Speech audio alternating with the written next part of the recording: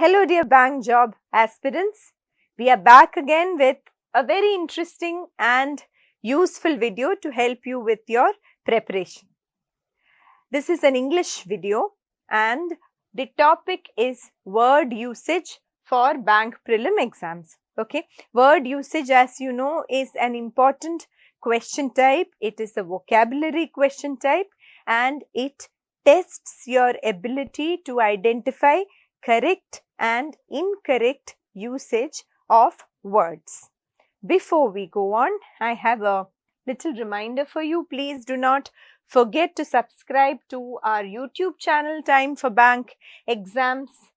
To get more such videos in all subject areas, our videos will help you with preparation for bank, SSC and many other government exams. Okay. So, now, before we do a few questions on word usage, I want to explain a couple of concepts.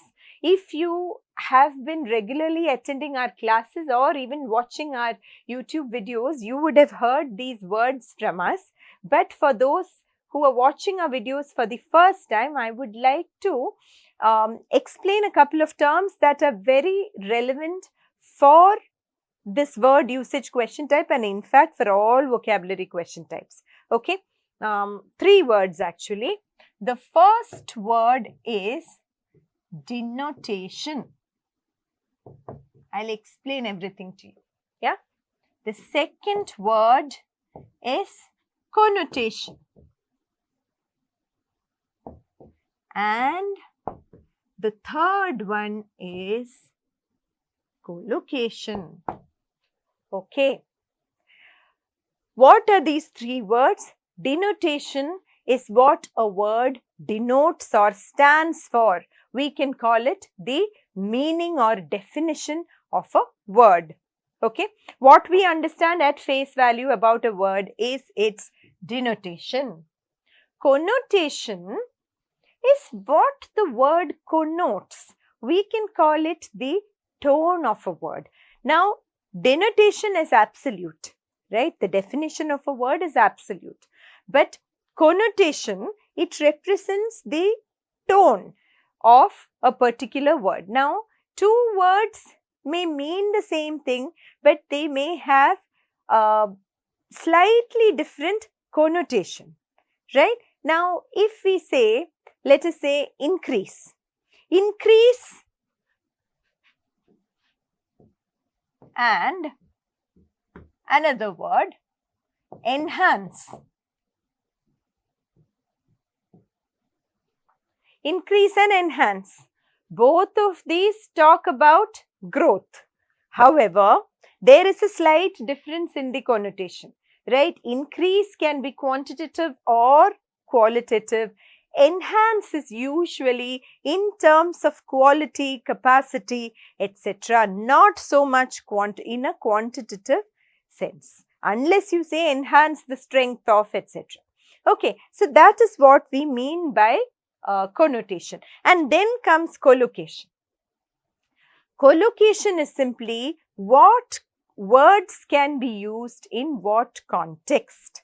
Okay, so 2 words may mean the same thing, but both of them probably cannot be used in the same context. My favorite example for this is Merry Christmas and Happy New Year.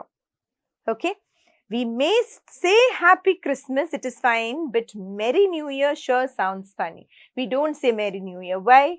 Merry and happy mean the same thing, but that is the way the language has evolved and that is how people have used these words. Okay, so native speakers of the language naturally use these words that way. For us non-native speakers, we need to put in a little effort. We need to listen more and read more in order to understand these nuances of the language. Denotation, connotation and collocation. Okay, now let us solve a few questions related to word usage. Okay, here you go. In each of the following questions, a word is given followed by 3 sentences in which the said word has been used.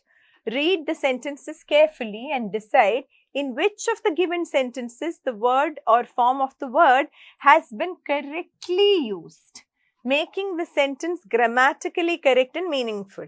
It can be the same word or a form of the word, okay, but the usage has to be correct. Fine. Now, the first word we have is obese. You know what it means, right? Someone who is overweight is called obese. Not just overweight, but there are parameters for what is defined as overweight and what is defined as obese. I will not get into the scientific parameters, but very overweight or overweight beyond a certain limit is called obese. Okay, obesity is the noun form. Obese is an adjective. Okay, obese, somebody. You describe someone using this word. Now let us look at each sentence. The doctors who came to the school last week identified and separated the obese children from each class, okay, for giving them some advice or treatment or diet plan. Okay, that makes sense. The doctors would call aside the obese children and give them some course of treatment. Fine. Obese children. So it has been used as an adjective to describe children. The doctors advised these obesity children to exercise or play games and shed their excess weight. Okay. But the usage of obesity in this sentence is not correct. Obesity is the noun form, okay, of obese. Now, obesity children does not make sense. Obese children would be correct. Obesity of the children would be correct, but obviously not in this sentence. Okay, so this is wrong usage. And then we have obesity has been ranked as a prime cause of diabetes, high BP, body aches and a host of other ailments. Okay. Something has been ranked as, you know that the noun, a noun is the name of a person, place or animal or thing, right? Students say name, place, animal, thing.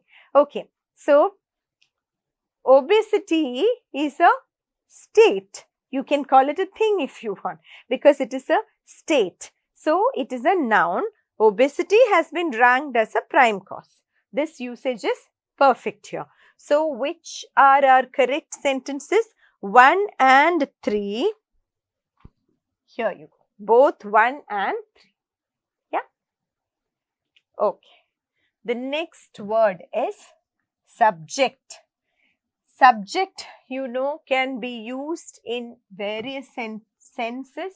There are several meanings for this very simple and common word. Let us look at the various usages here.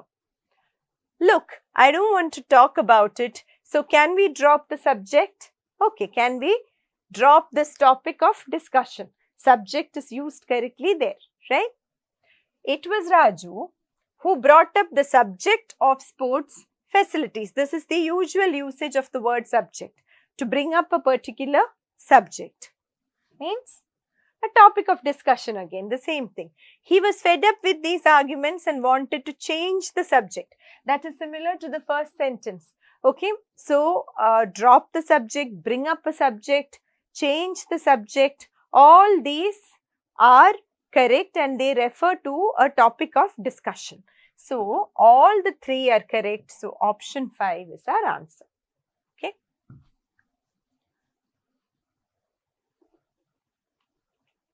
Next, sorrow. Sorrow means sadness. Sorrow is what part of speech? What part of speech is it? Like happiness, joy, anger, all these are nouns. And what noun? Abstract nouns. Okay. Names of feelings, emotions, qualities, etc. These intangible nouns are called abstract nouns. Okay. He sensed a profound feeling of sorrow in her voice and in what she said at the meeting. Okay, a feeling of something, it is the name of the feeling. So, the noun form is absolutely appropriate here. Okay. She shouted at her son more in sorrow than in anger. Okay. So she shouted at her son, but what she felt was actually sadness, maybe about something the son had done, not really anger. So this also describes the feeling that she had, name of the feeling. So here sorrow is fine. She had sorrow dark eyes. Sorrow dark eyes? Sorrow in her dark eyes. Okay, otherwise how do we say sorry dark eyes? No.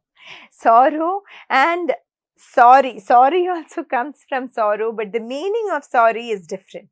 Right? We all know the meaning of sorry. So we don't say sorry dark eyes. As an adjective, the right form would be sorrowful.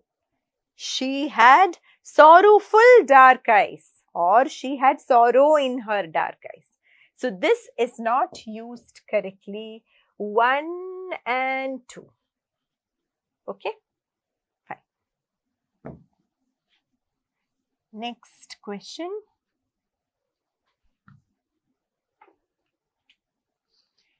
Shield. Okay, shield, you know, is a weapon, right? Or rather something used to protect from weapons. You can say it's part of the armory, and it is also, as a verb, it means to protect, to shield from. Okay, so let us see. You have to shield your eyes against the sun's glare. You have to protect your eyes or cover your eyes from the sun's glare. That is fine. The soldiers shield the building all night and destroyed it. Does that make sense? To shield the building all night and destroy it does not make sense at all. If they shielded the building, then it wouldn't be destroyed and the word would have to be shielded. The soldiers shielded the building all night would have been okay. But that is not what they mean here, because it got destroyed. What would be the word? Shelled the building all night. Okay, shelling, a kind of bombing or attack. Okay, shelled the building all night and destroyed it. So this is wrong. These trees and shrubs will shield the house. Okay, trees and shrubs will protect or cover the house, shield it from the heat maybe. So this is also fine. 1 and 3 are correct. Okay. Next question.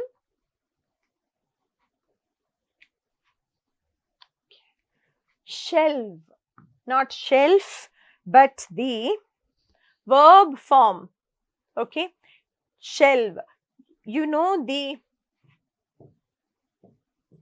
word shelf, of course, referring to shelves. What else to call them? You all know what shelves are. The plural of this would be shelves. There are many words, right? Like leaf, leaves, knife, knives. Similarly, shelf, shelves. But this shelve is the verb form.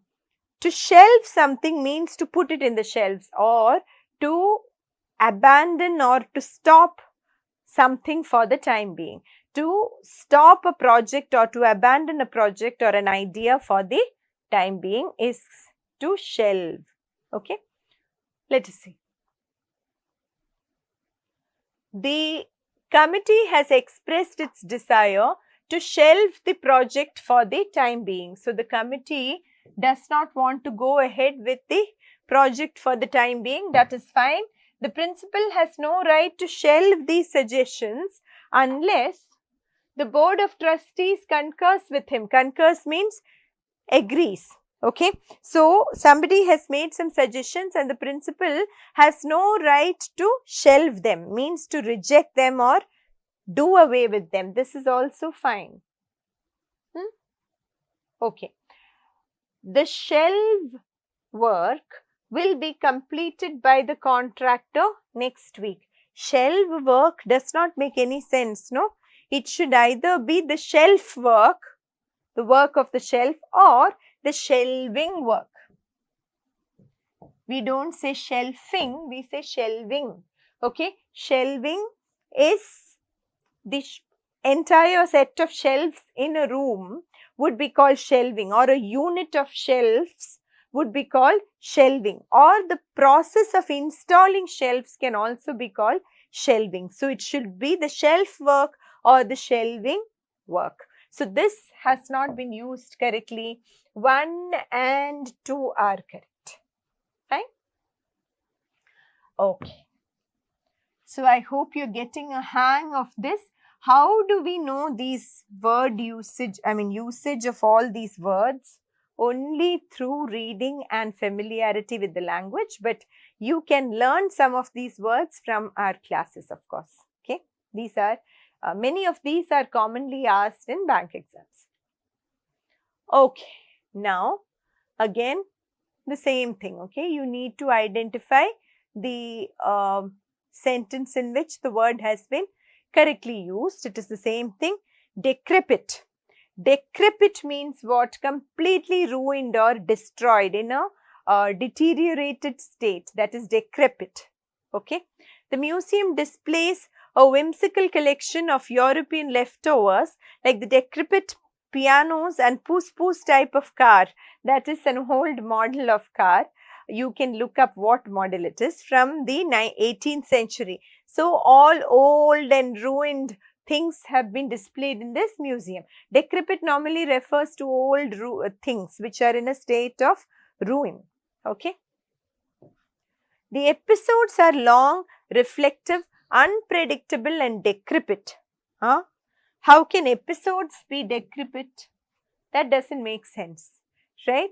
Decrepit, as I told you, is something that has borne the wear and tear of time, ruined. Okay, usually it refers to physical objects, and here it does not make any sense. The decrepit fence of the Arikamedu, an archaeological site, protects the striking ruins with very Roman arches. Okay, so the fence is also in ruins, but still it protects this archaeological site. Since we are talking of an archaeological site, Arikamedu, you must have heard of this. Decrepit totally fits in here, right? So 1 and 3 are okay. 1 and 3. 2 is not appropriate. Next, ouvre. Have you heard this? Ouvre is actually a French word. Its origin is in the French language. Ouvre refers to a collection of work by any kind of artist or creative, any kind of creative work. Okay, let us see. The poet's oeuvre will not be tarnished by the inclusion of one poorly written poem. Okay, so the entire work, his body of work, will not get ruined by just one poorly written poem if it gets included. Okay, I am lucky to have studied Kalidasa's oeuvre during my lifetime. So, all of Kalidasa's works.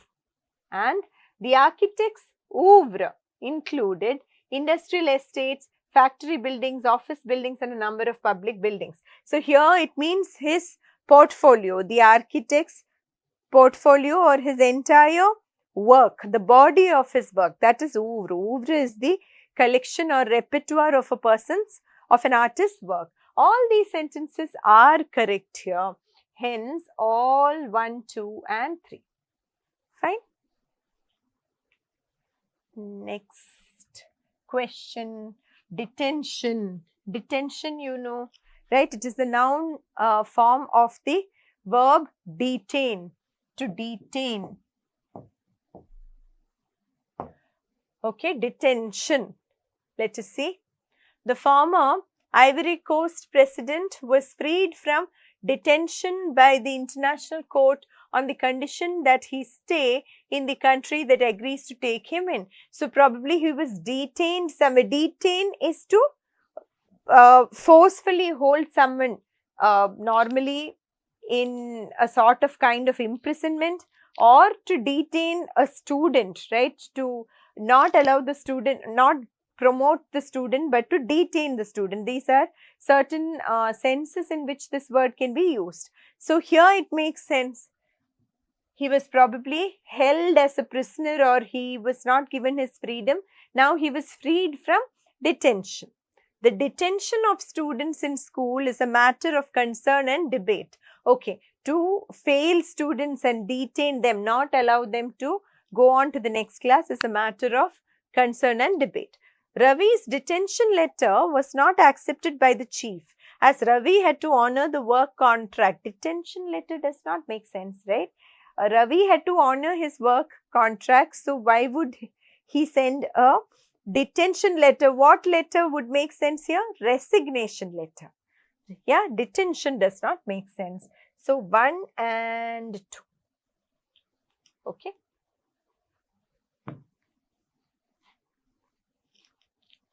Next. Deluge. What is deluge? Flood, right? Deluge refers to flood. Flood, it can be literally a flood, or it can be anything that comes like a flood. In the Bible, you may have heard of the biblical deluge, the flood. It can mean anything, an onslaught. Okay, let us see.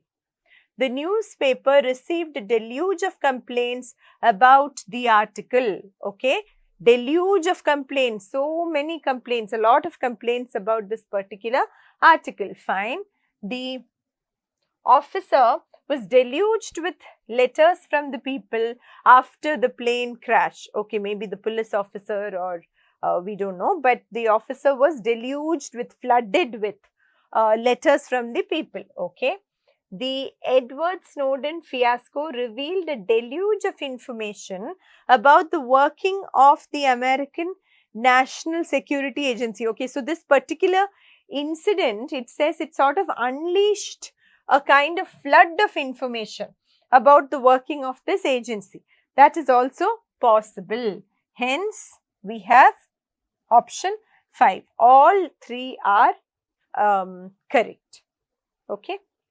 And here we have redemption. Redemption means freedom, right? Redemption from something. It also means redeeming coupons, of course. You redeem some coupons, or you redeem a reward or points. That is a different meaning. But normally in literature, in English, when we say redemption, it means freedom, liberation from something. Dr. Thomas said that society should seek redemption from different addictions, including addictions for power, money, politics and publicity. Okay, the society should redeem itself, or it should free itself from all kinds of addictions. Perfect sentence. The game was beyond redemption in the 69th minute. This is another meaning of redemption. Okay, I said freedom, but another meaning of redemption is salvaging, or to save, to be saved. We can say that, my soul, I prayed for the redemption of my soul, not only liberation, but also it being saved. Okay. To salvage or redeem means to save. So the game was beyond redemption means in the 69th minute, must be towards the end of the game. Now there was no way that team could save the game. The farmers found redemption to overcome their loss of crop. Found redemption to overcome. No, that does not make sense.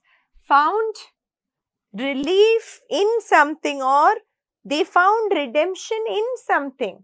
That is okay. But redemption to overcome, found redemption here does not make sense.